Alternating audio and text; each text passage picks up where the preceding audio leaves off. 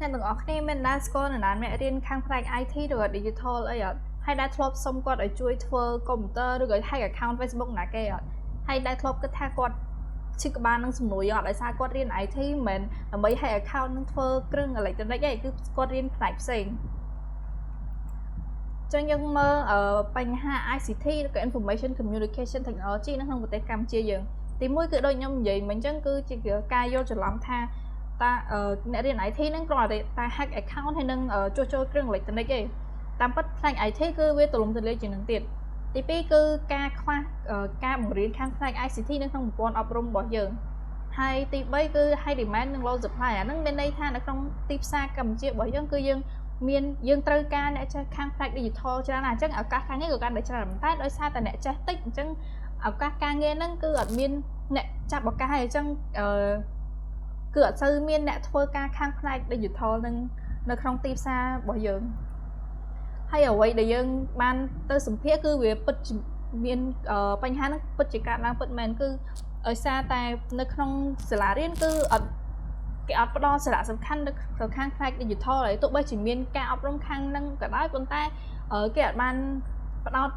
ឲ្យវាសំខាន់គេអត់បានផ្ដោតទៅលើវាហើយអត់បានយកចិត្តទុកដាក់អីដោយសារគេមានគ្រូបង្រៀនតែគ្រូបង្រៀនហ្នឹងគឺអត់បានបង្រៀនជាប់លាប់ហើយយ៉ាងទៀតសិស្សក៏អត់ចេះប្រើ Microsoft Tool ដែរអ្នកខ្លះអត់ចេះប្រើ Word ហើយនិង PowerPoint ផងហើយអ្វីដែលពួកគេត្រូវការគឺជា online website ឬក៏ application មួយដែលអាចបង្រៀនពួកគេនឹងផ្នែក digital នឹងហើយគេក៏ចង់បានឲ្យក្រសួងអប់រំផ្ដោតទៅលើខាងផ្នែក ICT នឹងឲ្យកាន់តែច្រើនជាងមុនផងដែរហើយឥឡូវយើងចូលមើល prototype របស់យើងគឺជា game based learning platform ដែលឲ្យសិស្សរៀនបានចឹងឥឡូវនេះគឺ home page របស់យើងអញ្ចឹងដើម្បីចូល log in ចូលយើងវាយ email របស់យើងសិនបន្ទាប់ពីយើងវាយ email របស់យើងចូលហើយយើងមាន topic page មួយដើម្បីយើងរើសបានអញ្ចឹងឧទាហរណ៍យើងចង់រៀនពី coding basic អញ្ចឹងពេលយើងមានចុច coding basic ហើយយើងចូល introduction to coding ហើយយើងអាចអាន document ដើម្បីស្វែងយល់ពី topic នឹងបន្តទៀតបានហើយបើយើងអានចប់ហើយយើងអាច take quiz ដើម្បីតេស្តចំណេះដឹងរបស់យើងបានតើមកយើងមាន single player mode គឺយើងមាន easy និង challenging easy គឺយើងអត់មានដែនកំណត់ទេតែចំពោះ challenging គឺយើងមានពេលវេលាកំណត់ដើម្បីឲ្យយើងឆ្លើយសំណួរនឹងបានហើយចំពោះ multiplayer គឺយើងអាច invite friend របស់យើងដើម្បីឲ្យលេង game បានអញ្ចឹងបើយើង invite friend ហើយយើងចូលផ្ទះឆ្លើយសំណួរដើម្បីលេង game នឹង target customer របស់យើងគឺជាសិស្សចាប់ពីថ្នាក់ទី10ដល់ទី12ដែលមានទូរស័ព្ទហើយនឹងអាច access internet បានដើម្បីប្រើ application របស់យើងនឹង value proposition របស់យើងគឺជាអ្វីទី1គឺ skill development មិនត្រឹមតែសិស្សអាចរៀនខាងផ្នែក digital ទេប៉ុន្តែគេក៏អាចរៀនខាងផ្នែក social engineering គឺជាការ identify fake news ហើយគេអាចគេចផុតពីការ scam នៅ online បានទី2គឺ interactive gameplay ហើយគឺពួកគេអាចលេង game ហើយនឹងរៀនបានទី3គឺយើងចង់ឲ្យសង្គមកម្ពុជារបស់យើងសម្បូរទៅដោយអ្នកចេះ digital ជាពិសេសគឺយុវជនតែម្ដងហើយអ្វីដែលយើងបាន research គឺនៅក្នុងប្រទេសកម្ពុជាអ្នកដែលចេះអ្នកដែលមាន internet access គឺ 67.5% ប៉ុន្តែក្នុងចំណោមអ្នកដែលមាន internet ហ្នឹងគឺ 70% អត់ចេះខាងផ្នែក digital គេអត់ដឹងថាអ្វីទៅជាអក្ខរកម្ម digital ផងអញ្ចឹងវាបង្ហាញឲ្យឃើញថាបញ្ហាហ្នឹងគឺពិតជាកើតឡើងពិតមែនចំពោះយុវជននៅក្នុងប្រទេសកម្ពុជាគឺពួកគេអត់ចេះខាងផ្នែក digital ហើយពួកគេក៏មិនមានការអប់រំនៅខាងផ្នែកហ្នឹងដែរចំពោះដៃគូប្រកួតប្រជែងរបស់យើងគឺចំពោះ Sister of Code យើងឃើញថាវា free to learn ប៉ុន្តែសិស្សានុសិស្សត្រូវតែទៅក្នុងថ្នាក់ទៅរៀននៅក្នុងថ្នាក់រៀនផ្ទាល់អញ្ចឹងបើមិនជាពួកគេអត់មានពេលវេលារៀនអញ្ចឹងពួកគេអាចរៀនខាងផ្នែក ICT បានទេហើយមួយទៀតគឺ e-school ជាក្រសួងជាប្រព័ន្ធអប់រំរបស់ក្រសួងទោះបីជាវាជា online learning platform ប៉ុន្តែវាអត់មាន free ទេអញ្ចឹងអ្នកដែលអត់មានថវិកា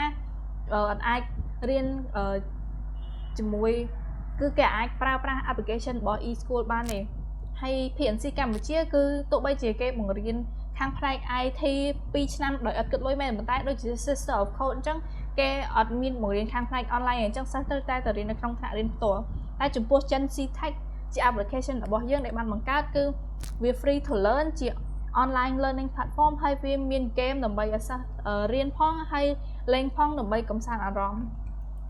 ហើយអ្នកដែលយើងចង់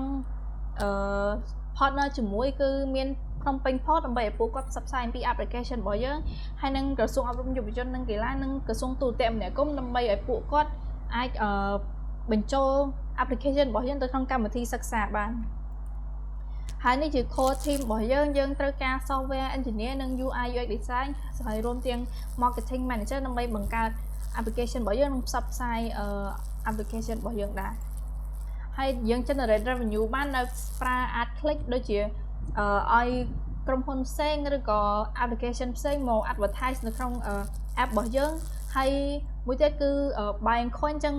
អ្នកប្រើប្រាស់អាចទិញកាក់ដើម្បីជាជំនួយនៅពេលដែលពួកគេអត់អាចឆ្លើយសំណួរបានអញ្ចឹងកាក់ហ្នឹងដើម្បីជួយសិស្សដើម្បីឆ្លើយជំនួយឲ្យបានត្រូវនៅក្នុងនៅពេលដែលពួកគេប្រើប្រាស់ app របស់យើងហ្នឹងហើយចំពោះ short term យើងចង់ launch MVP product របស់យើងឲ្យ user ប្រើប្រាស់ហើយក៏ចង់ឲ្យ user ហើយក៏ចង់ឲ្យក្រសួងអប់រំបញ្ចូល application របស់យើងនៅក្នុងកម្មវិធីសិក្សាដែរហើយចំពោះ mid term គឺ medium term គឺយើងចង់ឲ្យសាលារៀនកាន់តែច្រើនស្គាល់អំពី application របស់យើងព្រមទាំងយើងចង់ develop offline mode អញ្ចឹងអ្នកប្រើប្រាស់អត់ចាំបាច់មានinternetដើម្បីប្រើប្រាស់ application របស់យើងហើយ long term គឺយើងចង់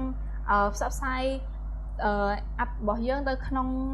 ប្រទេសជិតខាងដើម្បីពួកគេប្រើប្រាស់មិនត្រឹមតែសិស្សកម្ពុជាប៉ុន្តែសិស្សប្រទេសផ្សេងក៏អាចប្រើប្រាស់ application របស់យើងដែរហើយ page របស់ខ្ញុំគឺចប់ប៉ុណ្ណឹងអញ្ចឹងសូមអរគុណ